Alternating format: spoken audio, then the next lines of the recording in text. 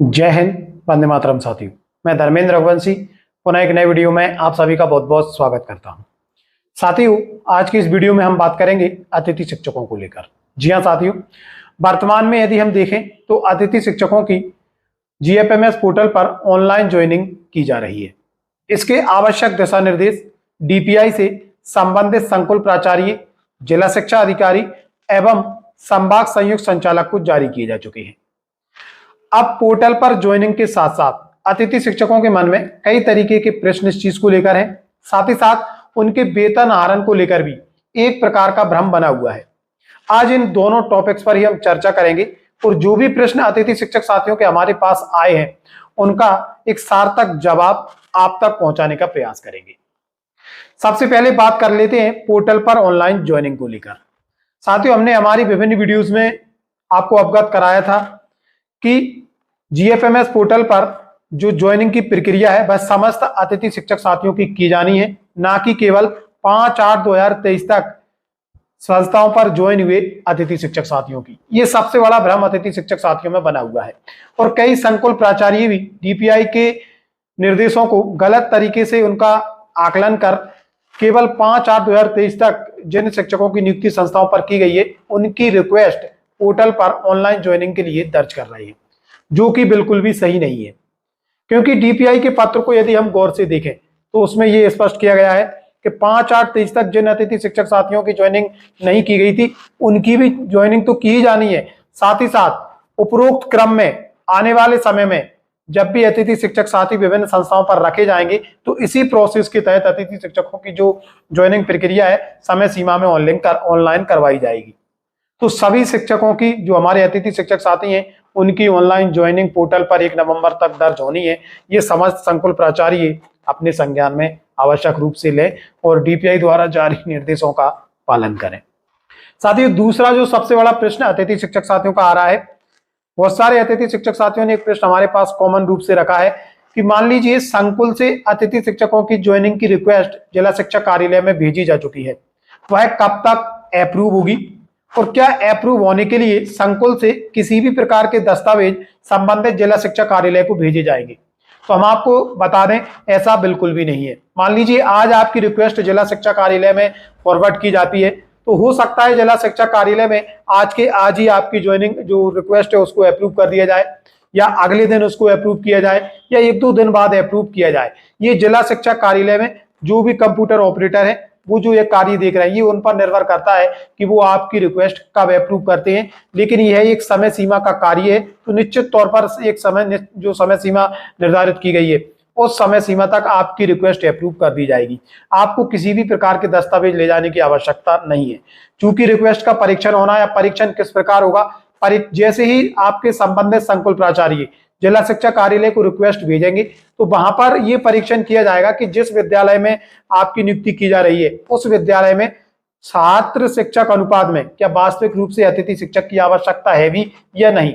यदि पोर्टल पर उन्हें पद रिक्त प्रदर्शित होता है तो निश्चित तौर पर आपकी जो रिक्वेस्ट है उसे अप्रूव कर दिया जाएगा। तो जो अतिथि शिक्षक साथी है वो किसी भी प्रकार से भ्रमित ना हो और ना ही आप किसी भी प्रकार से चिंतित हो। अगला प्रश्न अतिथि शिक्षकों के मानदेय भुगतान को लेकर आ रहा है। साथियों, पिछली वीडियोस में भी कई प्रकार के जो हमारे जिला कार्यालय कलेक्टर हैं उन्होंने भी निर्देशित किया था सितंबर माह से अतिथि शिक्षकों को बढ़ा हुआ मानदेय मिलना है। विभिन्न पत्र भी जारी हुए थे, कई तरीके के वेतन पे स्लिप हमें देखने को मिले थे। लेकिन हम यहाँ पर स्पष्ट कर देना चाहेंगे, चूंकि जो मानदेय भुगतान का आदेश था वह 29 सितंबर को जारी हुआ था और तत्काल प्रभाव से बढ़ा हुआ मानदेय अतिथि शिक्षक साथियों को मिलना था, यानी कि 29 सितंबर से आपको बढ़ा हुआ मानदेय मिलना है। लेकिन अब यहाँ पर अभी जो हाल ही में आवंटन राशि जारी हुई है उसमें भी सितंबर माह तक का जो वेतन है उसे अतिथि शिक्षकों को मानदेय भुगतान के निर्देश उसमें दिए गए हैं।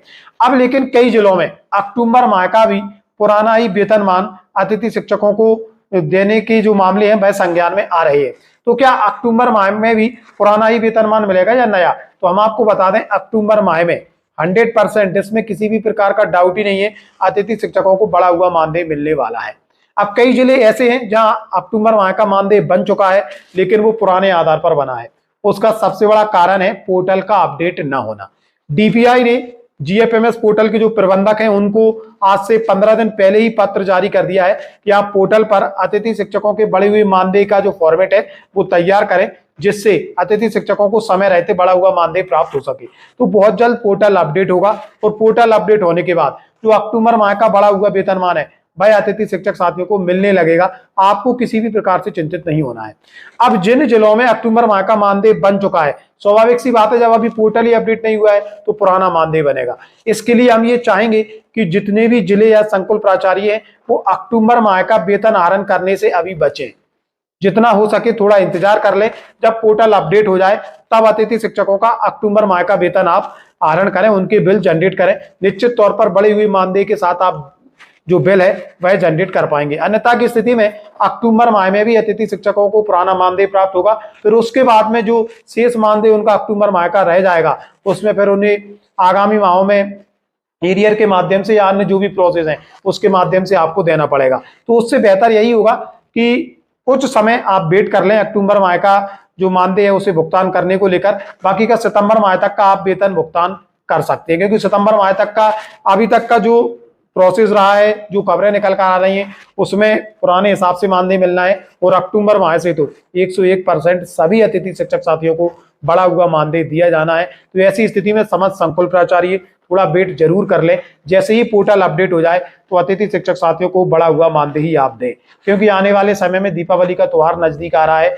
तो ऐसी स्थिति में ये दीपावली का एक तोहफा भी उन्हें हो सकता है। उम्मीद यही की जा रही है कि इसी हफ्ते में पोर्टल को अपडेट कर दिया जाएगा। उसके बाद में संबंधित आहरण संवितरण अधिकारी अतिथि शिक्षकों के बढ़े हुए मानदेय के जो बिल है वह जनरेट कर पाएंगे। साथियों, इस तरीके से अतिथि शिक्षक साथियों में मैं लगातार देख रहा हूं भ्रम बना हुआ है, चाहे ऑनलाइन ज्वाइनिंग को लेकर हो या मानदेय भुगतान को लेकर हो। इस वीडियो में प्रयास किया गया है चाहे ऑनलाइन ज्वाइनिंग से लेकर हो या मानदेय भुगतान से, आपके मन में जो भी प्रश्न रहे होंगे संभवतः आपको उनका जवाब मिल गया होगा। साथियों, हम इसी तरीके से अतिथि शिक्षकों से संबंधित महत्वपूर्ण जानकारी हमारे चैनल पर साझा करते रहते हैं। यदि आप हमारे चैनल पर नए हैं तो इससे जरूर जुड़े और इसे सब्सक्राइब जरूर कर ले। साथियों, ये था आज का महत्वपूर्ण अपडेट। मिलेंगे जल्दी नए अपडेट एवं नए टॉपिक के साथ। तब तक के लिए जय हिंद, जय भारत मित्रों।